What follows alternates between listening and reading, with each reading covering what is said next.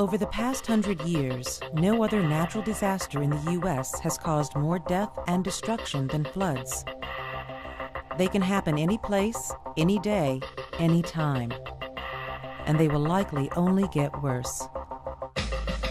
As people cluster around coastal regions and floodplains, our growing population will confront the awesome power of water. For thousands of years, farmers have depended on seasonal floods. The waters irrigated their crops and fertilized their lands. Today, excess water is channeled into reservoirs and power hydroelectric dams. But when water levels rise suddenly, far more than the ground can absorb, a flood occurs. Flash floods are a perfect example. Sudden storms unleash a torrential downpour. The runoff moves with surprising force. At a depth of 2 feet, the water can push aside a car. In fact, half of all deaths from flash floods involve vehicles. But floods occur in many other ways. Heavy rains and thawing snowfall can overwhelm rivers. Storm surges caused by hurricanes and tsunamis inundate the coastline. Landslides and mud flows can displace large volumes of water. Dams break, levees fail. In the Great Mississippi Flood of 1993, several of these factors came into play. Over 10,000 square miles of the Midwestern United States were overwhelmed with rain.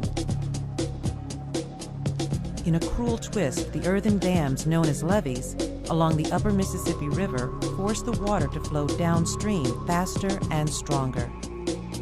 Communities further downriver were hit with the full brunt of the Mississippi. 2/3 of all the levees were breached. Though towns rallied to protect their lives and livelihoods, the damage was still immense. Over $10 billion in damages, 56,000 homes flooded or destroyed, and some 50 people were killed.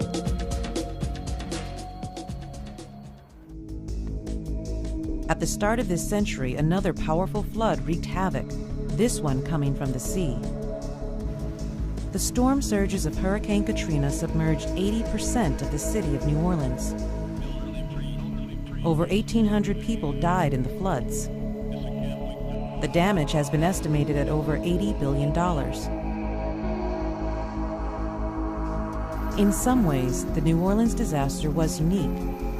Much of the city lies below sea level, and despite years of warning, the city was woefully unprepared to handle a breach of the levees which kept it dry.